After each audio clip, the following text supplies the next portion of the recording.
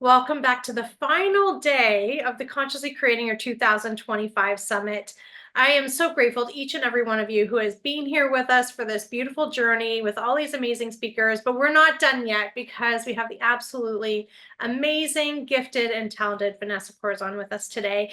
And I'm so excited to introduce you to her or reintroduce you to her if you're already familiar, because Vanessa always has so much wisdom, insight, and immense kindness to share with everyone. So Vanessa, welcome to the summit.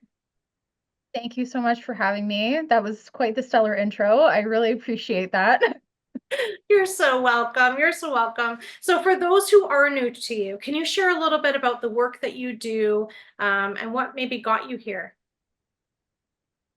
That's a good question. I am, I guess you'd call a business astrological strategist. So I focus on planning with cycles. So using the timing of astrological cycles and for helping clients to work with stuff within their own chart, so their own natural timing, to plan things within mostly business realm. But I also business and life are like interchangeable for anybody who runs a business. They know that they're kind of like glued together. So it's kind of the whole system. It focuses on the whole person and working within their own natural routines and rhythms that we often go against because they don't match the norms of society, but they are actually how we work and how we can work in a way that is not only holistic, but it naturally replenishes itself. So we're not going to have the burnouts and things like that because we're not kind of going against our own natural, I would call it momentum, internal momentum. Yeah, Does I that love answer the that. question? I love that. And I started working with you, I think it was 2018, and I've been notorious for burning out. I'm just so gung-ho, hyper-focused, blame it on the autism, ADHD, whatever you want, but I just dive right in and I'll be hyper-focused and that's my world, and then I would burn out until I met you. Now, you know, Ah, now I still do it sometimes, but I will go, the moon's not working right now. I'm not supposed to be either. So I'm going to take my break right now. I love Step that. away from the computer, Sammy. Let's go. Right. And so I love everything that you teach, but also that humanitarian piece where you're bringing in the global aspect of, hey, if it's happening with you, it's happening with others. Let's see where else is going on, and all of that, because it really brings compassion to the table. It's not just about doing the work, it's about doing the work, right? So I love that. Absolutely. Well, thank Yeah. you for that. I'm grateful to hear that I was able to have a little piece in helping you to slow down and enjoy other parts of your life and not be sick while you're enjoying them. That's always a plus. Yeah. But seriously though, how many women come to you and we take ourselves to that point where we are not feeling well? We're juggling families, we're juggling partners, we're juggling extended family and responsibilities, and then our passions, and then our work, and right? I Exactly. certainly don't think I'm alone, but No, this this no. this gift you offer, it's so helpful for everybody regardless of the work that they do in the world. And some of the things that have been coming up, certainly the world has shifted a lot, we all know that, but there's a lot of changes still coming forward. And so if you can kind Yeah. of take us a little bit from what's been going on 24, what do you see as some of the big themes that people are struggling with or embracing even more in a positive way, even as we go into 2025? It's a great question. I do think that it kind of feels like we've lived at least a decade in the past 4 years. There's been a lot changing, internally as well as externally in our world. We're not inhabiting the same world, and I think a lot of aspects of it's like almost coming off a withdrawal, right? It's like you have kind of operated in a certain way for most of your life, and then we got all hit by, 2020, 2021, 2022. And a lot of those old ways of working, whether it's in business or in life, it's just not flying anymore. And I think that a lot of us have spent the past couple of years really trying to make it work, like really trying to get back into some sort of normal of how we operated. But we're being met with a lot of resistance to being able to do that because we are actually on the precipice of some major changes. So they did start in 2020. We had the Saturn-Pluto conjunction in January of 2020. We had the Saturn-Jupiter conjunction at the end of 2020. So it's kind of like it bookended it. And those are major cycles, really, really significant ones. And they marked clear transition points. Like conjunctions are, the beginning of something new, but also clearly the ending of something. And that hasn't actually slowed down. Like we have had a series of squares with Saturn since then. We've had, changes of the nodes, which are going to rule things like trends, 18-month trends. But we are coming into already, at the time of this recording anyway, we're going to have Pluto entering Aquarius, I want to say for good, because it's just been kind of going back and forth, and it's going to be in there for 20 years. So, it's a 248-year cycle. None of us alive on the planet have ever gone through this transit or will ever go through it again in our lifetime. Combined with a bunch of series of other, transits. Neptune is going to leave Pisces finally. It's going to do a little dance in 2025 into Aries, and then more for good into 2026. And that's a longer transit. It's, about 14 years ish. And then we've got Saturn that's going to do the same thing, and they're going to have a conjunction in February 2026. They're going to come really close in 2025 as they move into Aries together. And that's all going to be happening at 0 degrees Aries, which astrologically is called the world's axis. So this is a transit about 35, 36 years, right? So the movement of these planets is really, really significant when we look at that. And so we're on a precipice of great change in a world that we kind of can't go back into. And I think that we had all become really comfortable with that world and how we operated in that world and how we identified what our roles were and what was important. And I think a lot of that has undergone a great deal of transformation, and we haven't really figured out exactly what the other is going to look like yet. And so I have a lot of clients who struggle with being able to vision the future. All right, like what does my future look like? What does the future look like? What should I be aiming for? We had a period there, a few years, where it was a lot of things were very uncertain and changing really quickly. And I think that for those who are really sensitive, that just did a number on our nervous systems. And having, North Node in Aries for the past almost 18 months, it'll move into Pisces in January. That is really dialed up like people, with burnout and cortisol issues and adrenal issues.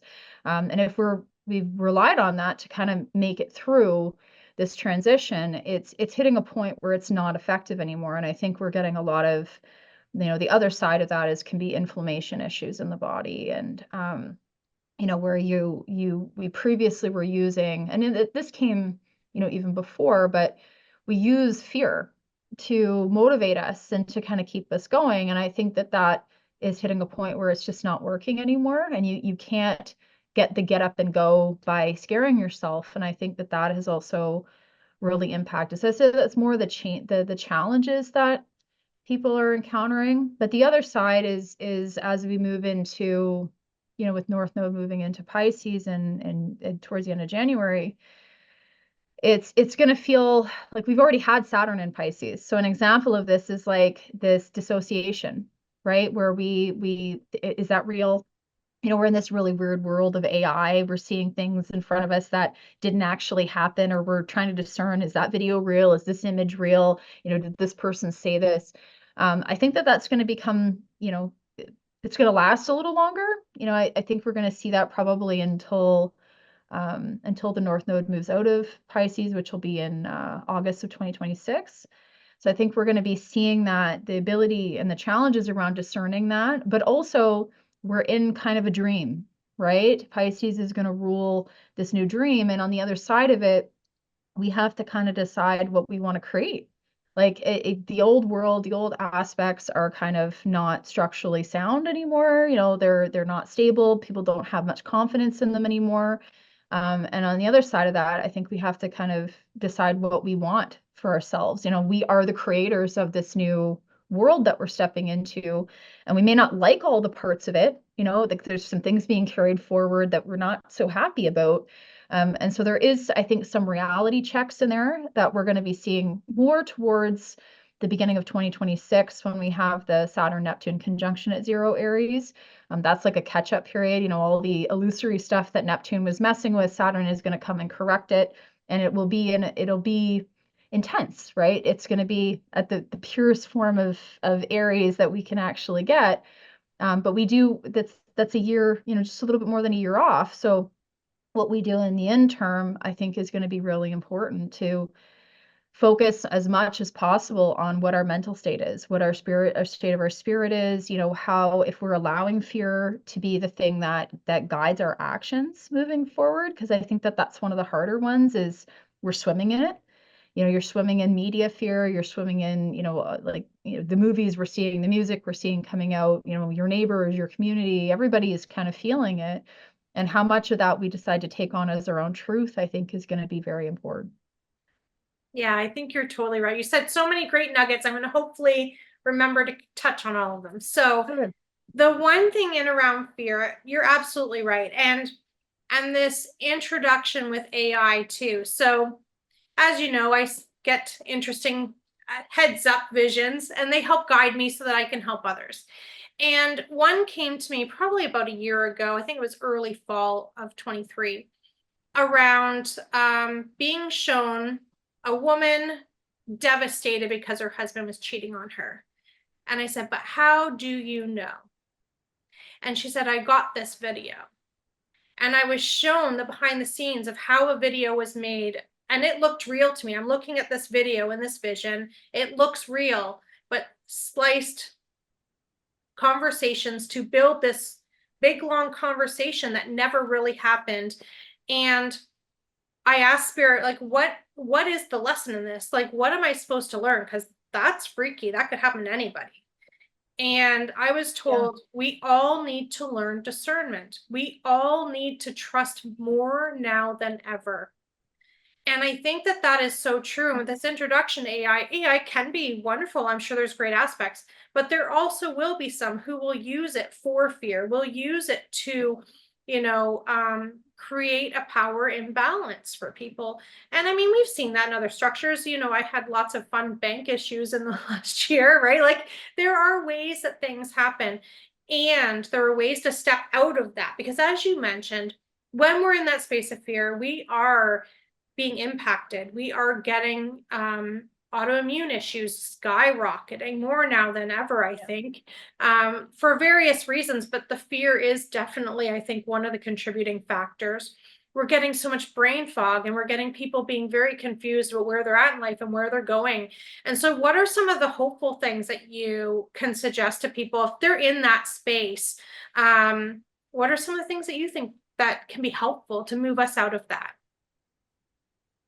It's really great points. One of the things I kind of just want to point out first, just astrologically, and then I'll dive into at least some things that have helped me. Hopefully, they'll help other people as well.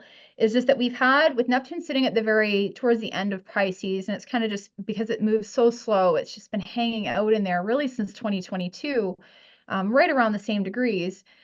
Is that it has been squaring what we know as the galactic center, which is kind of like the source of all information and life.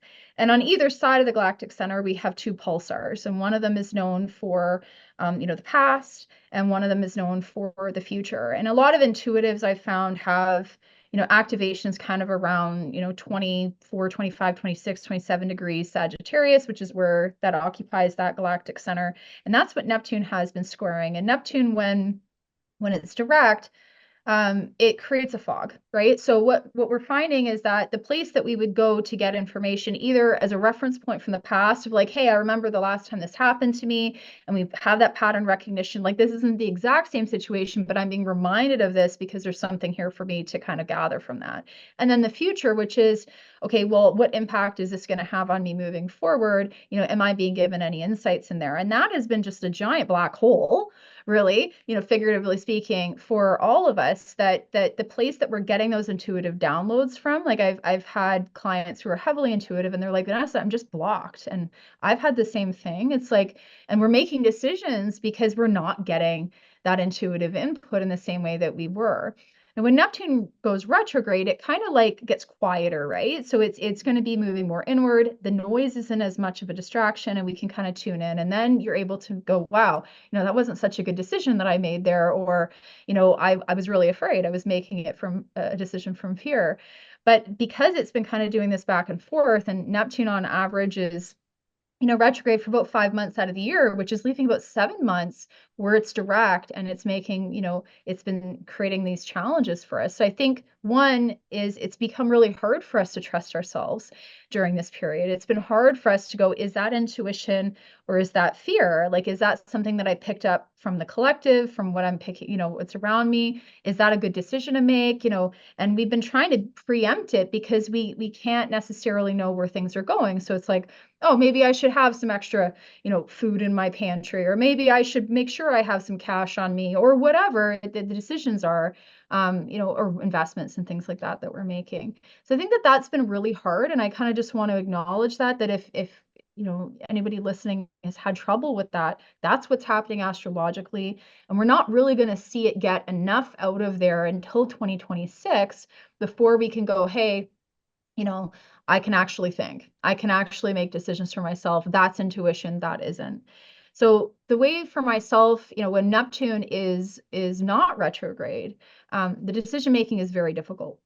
And so for the way that I look at it for myself is just checking in, like, do I feel afraid? Like, in what I'm hearing, am I feeling some kind of fear? Because the thing with intuitive input is it's never going to make you scared.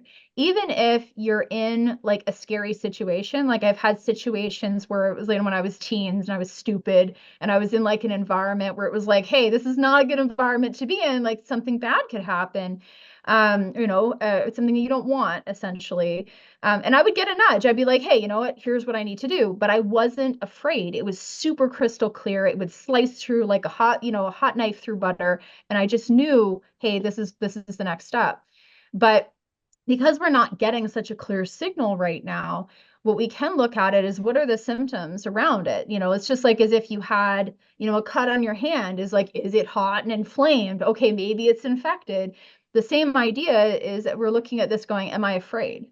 Like if I have even one iota of fear going on, then I know that the information that I'm acting on is not completely clear, which means that there has to be something else there. Like, am I trying to stop something from happening? Am I trying to be preemptive about it? So that usually is a good one to kind of look at. The other is something that I learned more from my own previous history around stuff to do with like narcissism, is that if you leave a situation or a dynamic with a person and you walk away confused, that's usually an indicator that you're being gaslit, which means that there's some information that you don't have, right? So if we're feeling confused at the things that are kind of coming at us, it's an indicator that something that you're encountering is bumping up against either a belief or, an ideology that you have, or something inside of you that says, hey, that's not right. But what you're being told on the surface says everything is fine, right? Or that this is just how it is. And so there's a conflict there with something inside that says something's off. And so if there's confusion, I look at that as like another red flag. So those are, I think, some ways to kind of help with the information and the input that we're getting. And I think you were asking, sorry, I think you were asking about more of the things to look forward to on the end of Let's that. let's pause for a minute because you again gave so many wisdom nuggets. I just grabbed a Okay. couple. So the one that you mentioned indirectly is really like, in addition to the fear, is that idea around control and what's actually in our hands right now. And then the other piece is really this exposure of the narcissist and the exposure of the wounds of the narcissist, right? Like, we can talk to, it's the buzzword of 2024, I think, is narcissist, right? And so I think we're moving into this space too of really having to own our wounds and seeing that that's a choice. That's a choice, that role of narcissism or that role of wounding. Because those who would have been in victimhood before now are taking off the blinders and saying, but no, that's not my stuff. That's your stuff. Absolutely. I would say it's interesting too to look at what true power is. Like oftentimes we look at, who's the bigger one, who has, more money, more connections, more authority. That was a big one for a lot of 2020, 2022. Is these concepts of external authority figures, right? We're looking to the banks to tell us what they're going to do with the interest rate. We're looking to the government to go, okay, what are they going to be deploying? We're looking to the doctors to say, okay, well, what are they saying that is the latest information? And I think a lot of the past, well, the beginning of the 2020s, if we can say that, a lot of that was really focused on what are these concepts of external authority, because things were changing too quickly and too fast, and nobody had enough information that we were trying to stay up to date on whatever the most current information is, right? So then we can guide our own actions based on the latest information. And I think that created a kind of an exhaustion where, because the information was coming too quickly and it was changing and it was conflicting, we were like, okay, well, whatever everybody else is doing is what I should be doing, because we get tired of trying to make those decisions. Decision making means you have to take full 100% responsibility of the consequences of those decisions. And we don't want to do that, because what if it's the wrong one, right? So we don't want to look at those particular ones. And so we're more likely to just listen to somebody else's authority, because then it wasn't our decision, it was theirs, right? It was that information that I went on, and therefore I'm not responsible. But what we're finding, I think, in the past, couple of years, is that there's consequences of that. Right. I made some financial decisions that were probably not the best ones for me. With looking back on it now, decisions about where I was living, decisions about what, movement forward I wanted to do in my business or specific goals. I held back on some of those things, or I went in a direction that I wouldn't have normally gone, because I was trying to adapt to the changing tide. And because it was changing so fast, I wasn't making the decision at an internal basis from a place that didn't involve fear. Yeah. Right. So it's like we can't really know if that's the right path for us unless we can check in first. But everything around us is saying, listen to the authorities, right? Whoever we've kind of elevated as an expert in whatever these fields are, from finances to banking to government to health or whatever. How often are we still doing that? Are we kind of diverting to some sort of external authority? And the truth is, they're all wrong. They're all wrong for you, right? Like, the only authority that we have is the one that we can check in with and go, yeah, you know what, that feels right for me. We have to become our own authority.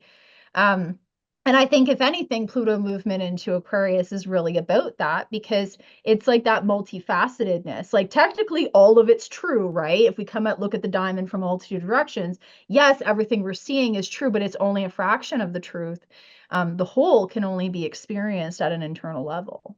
Absolutely. And it's that coming to that place where respecting the truth of others is also correct. Exactly.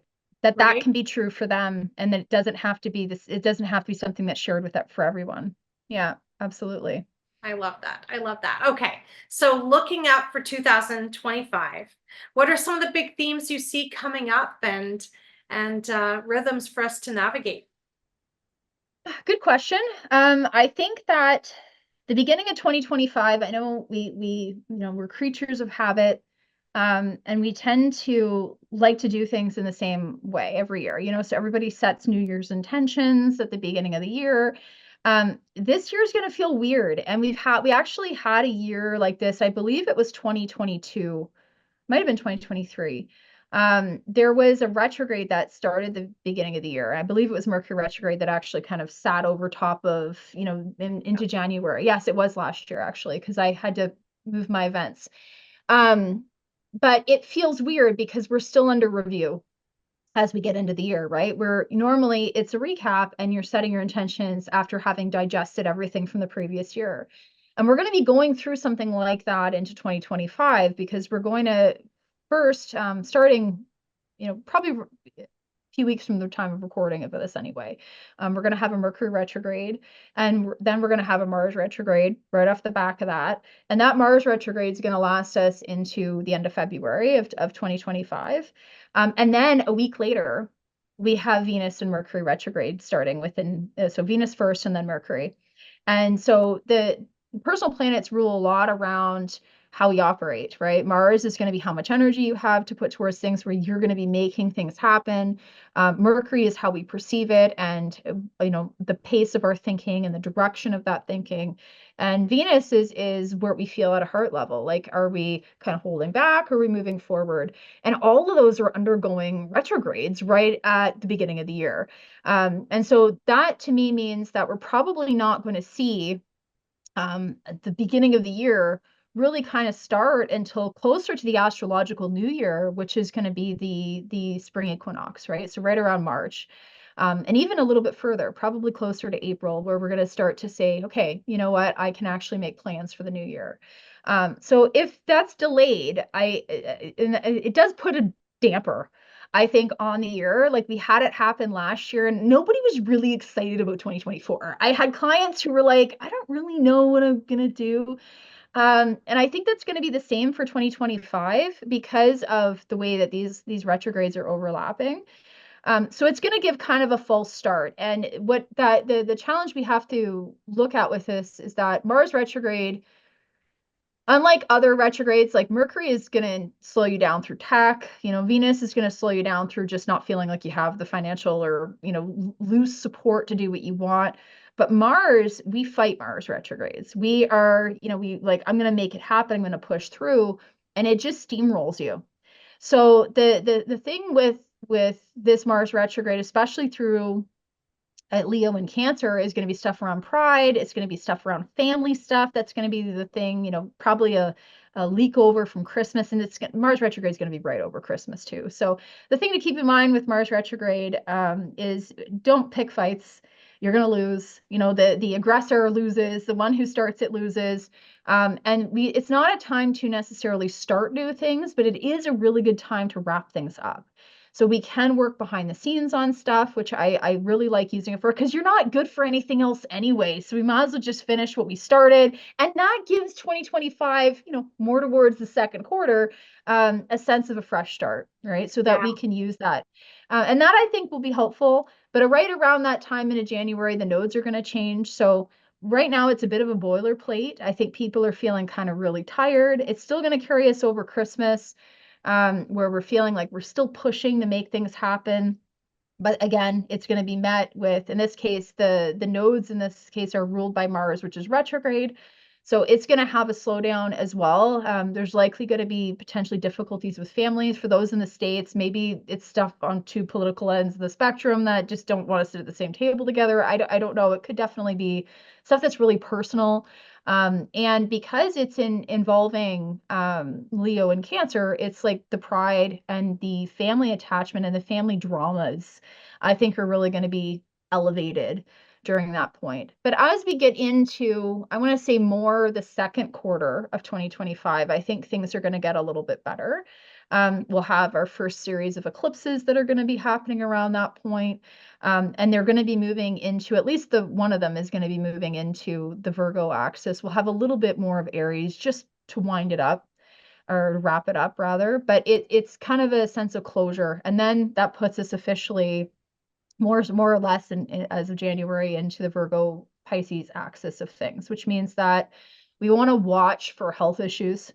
We want to watch, your attention's not going to be on it, but that's the reason why it kind of is more likely to get out of control. We're going to want to lean more into coping mechanisms and distraction. And so it's a period where, in terms of health goals and routines and things like that, we're more likely to fall off the wagon on those. But we'll want to just be extra careful around the weight of the world that we're carrying with us, the nervousness, the things you're actually really worried about, because they're going to have more of a tendency, I think, to be operating at a deeper subconscious level. They could affect health stuff for sure. That those things I think would be, where I'd want to watch. In terms of just where the energy is going to be shifting, it's more of a creative time. I think we'll see 2025 as a period where, the things that you've envisioned or intuitive downloads that you're getting, music, art, those things are going to take more of a, are going to be more elevated, I think, during that period. But we also have several planets that are going to be changing sign kind of back and forth. Uranus is going to change sign. Neptune and Saturn are all going to change sign. They'll go back a little bit, but then they'll officially move into 2026. So the changing back and forth is really weird, Yeah. especially with these larger planets. Like Uranus has been in Taurus since 2018, right? So this is like the themes that were back that started right back around then. We're probably going to be met up with those again for 2025 and then again in 2026.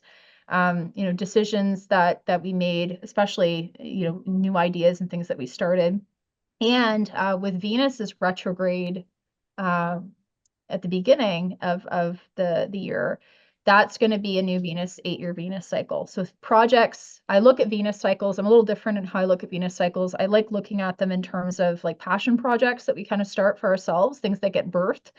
Venus being one of the few planets that's actually allotted a feminine role, is that we get the things that get created. It also has, the alignment of 4 days after the birth and the 9 months, 9.5 months, which is half of a Venus cycle, in terms of its conjunctions anyway.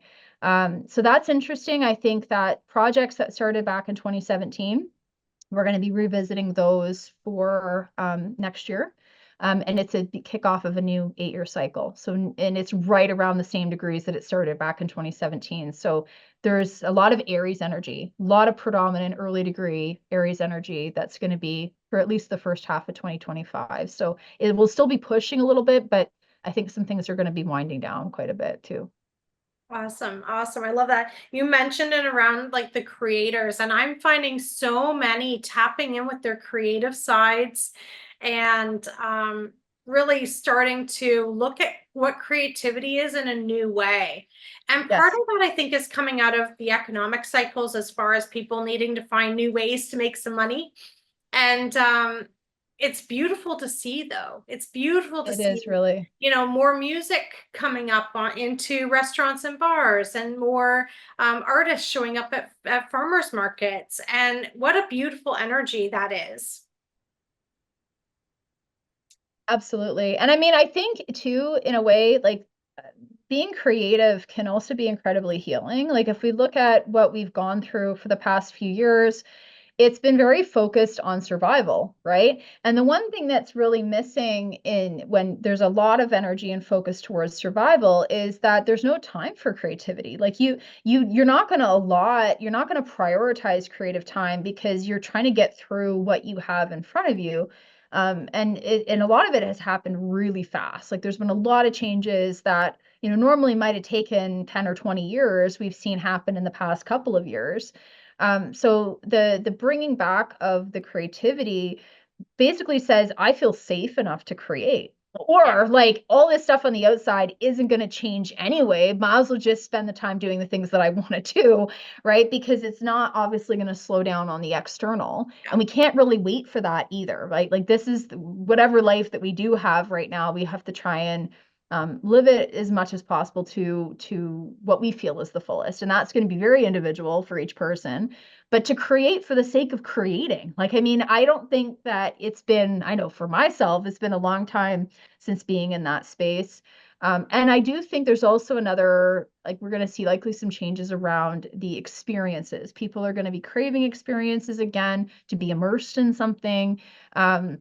I do think we'll see more around that. Like we saw a lot of quelling around travel in Yeah. 2020, 2021, 2022, and that had to do with the South Nodes movement through Sagittarius. So all the long distance travel got taken a total hit there.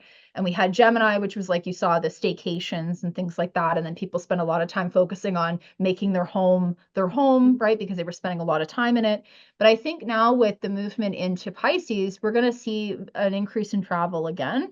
And even if it may be like, I've seen things, they increased a little bit in the past couple of years, but it was like you could walk around Van Gogh's paintings. They had them like up on the wall where you could become a part of that. That Yes. type of those We did that experiences, I think last are going to be year. more. I Yeah. highly recommend it. Yeah. So I'm like, I think we'll see more of that. Like I saw some stuff for like Alan Watts where you can go like experience Alan Watts and the concept of even taking people Like Alan Watts has passed away now, but you still get to go kind of be immersed in the things that he created, have that Alan Watts experience. I think we're going to see stuff with Pisces where a lot of that's going to come up. Spiritual stuff is going to be big too. I think we're going to see a big increase in mediumship. We're going to see a big increase in different types of spiritual like tools, you know, so whether you're doing like hypnosis or you're doing body work, that all took a hit too when we had South Node in Scorpio, and the North Node was in Taurus. So that was just, we're almost 18 months ago now.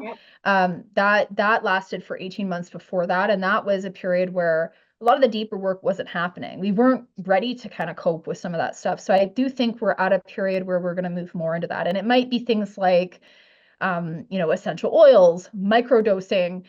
We might see stuff around different sorts of, psychedelics and things like that, that people are going to be focusing on to use for healing and experience and spiritual experience. But I think we'll see probably an increase in that. Yeah, that definitely correlates with clients coming to me and saying, okay, I'm ready to deal with my stuff. Let's dive in. I'm ready. Whereas the last couple years, it's like, just help me get through today. Right? Exactly. And we're shifting away from that more now, which I love. And you will love, like right in my date book, I have my creative days blocked off for the whole year. Love They're that. my I love that. non-negotiables. I always do a learning day that's a non-negotiable, but 2025, I also have creative days as a non-negotiable, because the reality is 2024 just did not, the schedule didn't open up for that.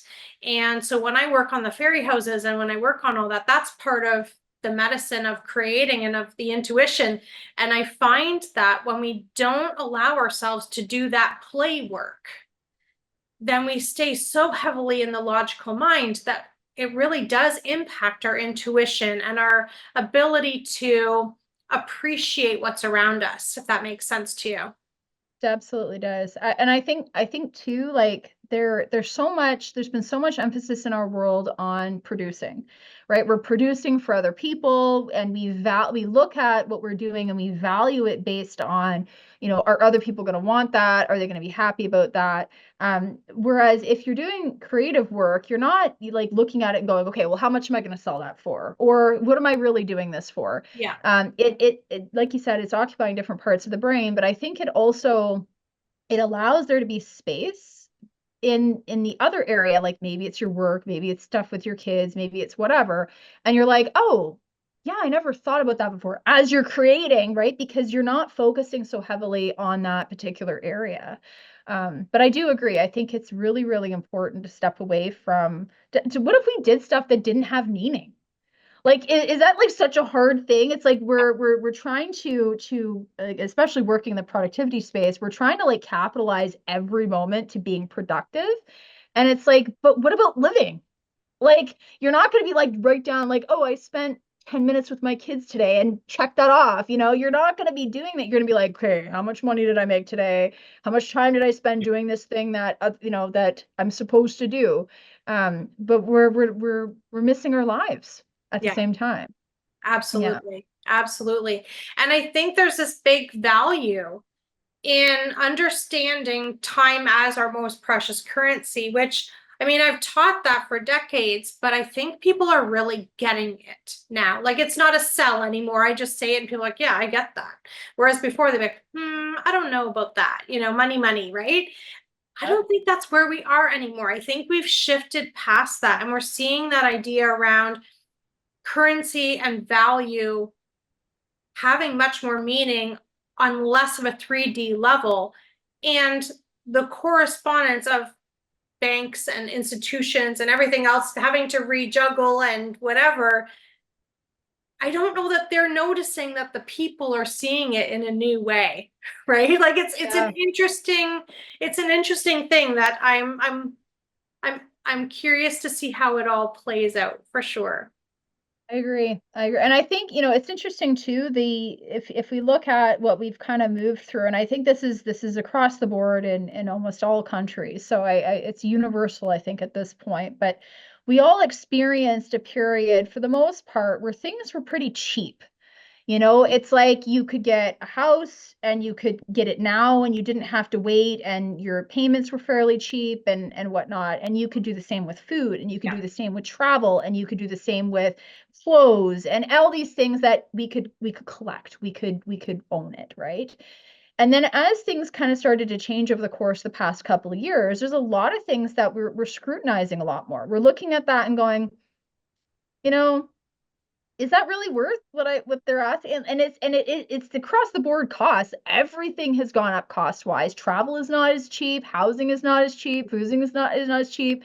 And so we're looking at it and we're going, okay, is that really valuable to me now, right? Or are we valuing different things differently? Because you can get it, but you're gonna have to trade some time and energy for it, and maybe it's asking for a lot more time and a lot more energy Yeah. than what it used to before. And that way, we're like, I don't know if I want to be tied to that. Where the things become part of the weights the shackles that we're kind of moving through that we don't want them. Yeah. We don't want them in the same way. Yeah, absolutely. I know we gave the kids all 1 year notice that we don't buy Christmas gifts anymore. Wow. We instead, everyone is invited. We will choose a location and we will get a vacation house there and we will cover the food and cover the house. And they're Wow. all invited, come or don't come, but that's your gift. I We're not love that. buying the stuff anymore. We want the time and we want to give them a break too, right? Being, Exactly. younger people working and trying to get ahead. We're like, let us give you a vacation every year. We can all spend time together. But we stopped buying for the grandkids stuff. Unless it's something they really, really want or whatever. It's not a big deal. It's not a big deal. But for I think a couple years ago now, I was just like, you have so many grandparents and aunties and uncles and everybody buying you the stuff. Like, here, let me take you to the ballet. Let me go take you to this, and they love that. I Um, do love it. and those Yep. experiences, we can't trade that away. You can No, declutter and minimalize your home, but you can't ever, trade off an experience with someone you love, right? exactly. And I think that that's for sure something that has become at least, I don't know, it's not that it wasn't always important, but I think that it was ranked lower Yeah. in terms of things. And I feel like now we're looking at that more. We're going, isn't it better that we have time together? Isn't it better that we can do this together? And I know that that's for sure important for me with my own kids.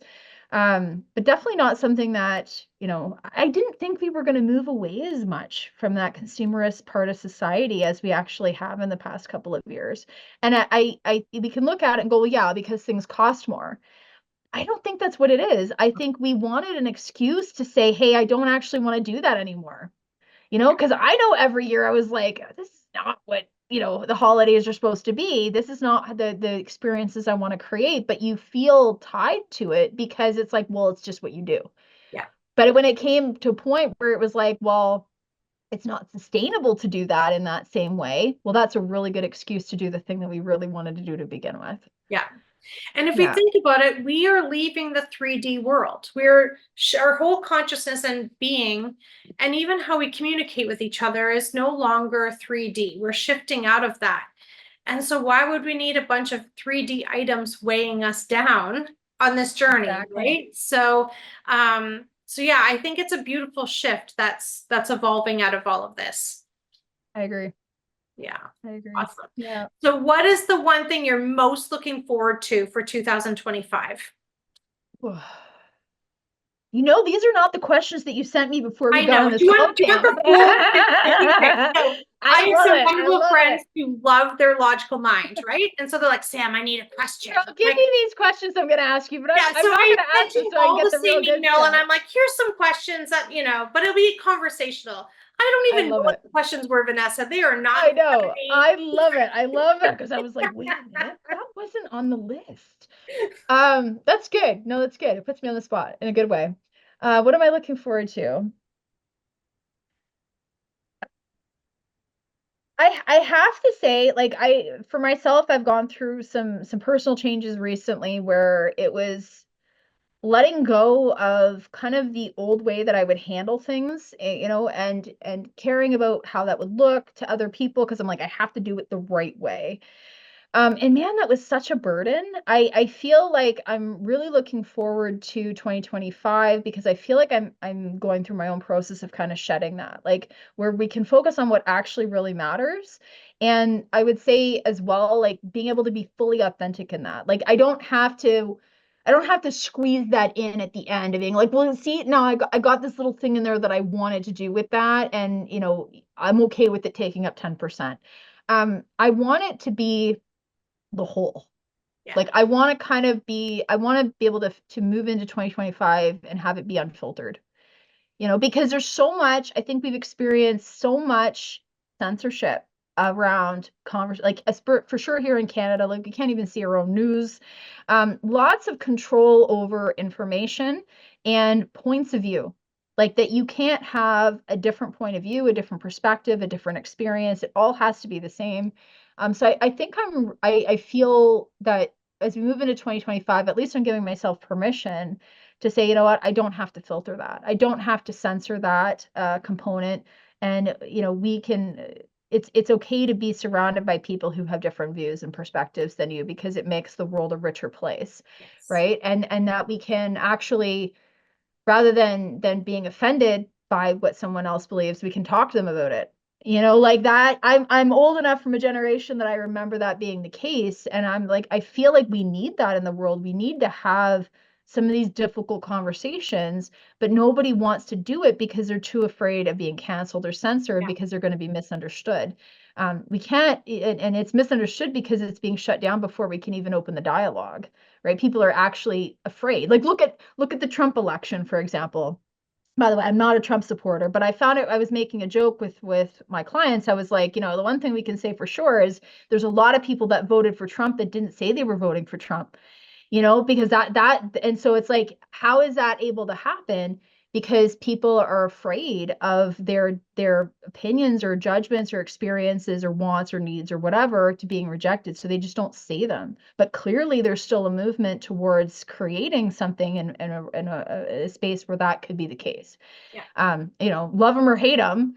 I think that that's an important thing that whole election showed, and I think it's good for us to move into that in 2025 because yeah, it's going to mean that we don't agree, but before that wasn't such a bad thing. Like it was okay to not agree with someone and to say let's agree to disagree. That used to be a famous phrase because it was like it was okay that we had different political beliefs, different religious beliefs, different ways of viewing the world.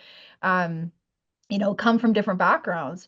And so I'm looking forward to that. I do think that we're on the precipice of that, Yeah. especially into 2025 and 2026. At least I hope so. I think so too. I love that. And as far as I'm concerned, if we can all just agree that we like chocolate, then that is a great place to start. The rest can wait, right? Like we can sort things Absolutely. out. But Oh, there's definitely something we there's always going to be somewhere in there be like, Sam, not everybody likes chocolate, okay? So but we can got to be find inclusive. something. There's got to be, I I know. can't There think of has what's to as good be. as chocolate, but there's got to be something, right? So, Yes. Let's finding start with finding that sunshine balance. and fresh air too. I Yes. I like sunshine and fresh air. So, Yeah. yeah. Yeah, Yeah. I love that. I love that. Thank you so much for being a part of the Consciously Creating Your 2025 Summit and My wrapping pleasure. us up for this year. Now I know that one of the many offerings that you have that I absolutely love is your digital calendar, and I have it on my phone. I have the paper copy too, which I use a lot too, but having that right there is so handy. So can you share with everybody a little bit about your digital calendar, Absolutely. as well as the way that they can best contact you and connect with you? Because I know there are some who are like, Vanessa, I want you in my life. So how is the best way that they can learn more from you? That's great. Thank you. Yeah, so the digital calendar, I believe it's in its sixth year. I think it's its sixth year. Might be its seventh. Um, and it's a calendar that works with Google Cal. So if you can use it on your desktop, you can use it on your laptop, your tablet, your phone. As long as you work with Google Calendar, it works for you. And it's a combination of all the transits for the year, and there's full summaries for them. So it includes all the lunar phases, the void moon, so those are breaks. It covers the eclipses, it covers the nodes, and all of the aspects and transits of all the planets through the signs. And so it's really good for being able to, especially the moon is going to talk a lot about like how you can use the day, some of the types of activities that it's really good for.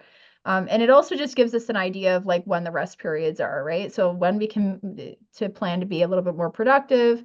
And productivity changes through the zodiac, right? Like research is productivity. Taking a nap or having a hot bubble bath, that's productivity too. So we have to look at like what the fuel is for that period to replenish ourselves. So it has over 1,600 summaries, transit summaries in there. And it's my favorite thing. So if they're interested in that, there's also a physical planner and a printable version, like a digital one for those who are paperless, of the planner. And that can be found at you can find it at moonsightplanner.com. So the digital calendar will be there. And if they want a sample of the planner, it's moonsightastrology.com/sampler. And that'll give them a 1 month sample. And then it'll also, tell you about the digital calendar and everything on there too. Awesome. Awesome. I Yeah. love it. And so what is your website for learning about all things Vanessa? It's under construction. I produce courses and everything's available, but I don't have a homepage. So moonsightplanner.com is probably the best place that'll Okay. send them there. And then from there, once it's undergoing so some updates. Once it's up there, it'll be available. But that site will probably give you everything you need to know, at least to start. Beautiful. Beautiful. I love it. Yeah. Thank you so, so much for being a part of the summit. And thank you to all of you who have been watching and commenting and sharing your favorite videos. This has been such a fun journey to have with you this week. And it's not over. Tonight, we're going to have our live Q&A panel with some of our speakers. Myself and Vanessa will be there, as well as many others. So I hope that you will join us tonight, and we'll look forward to connecting then. I can't wait to hear about your favorite parts of the summit, your big takeaways, and how you can use this information to really shift your life in the direction you want to go. Lots of love to you guys and tons of gratitude. See you soon.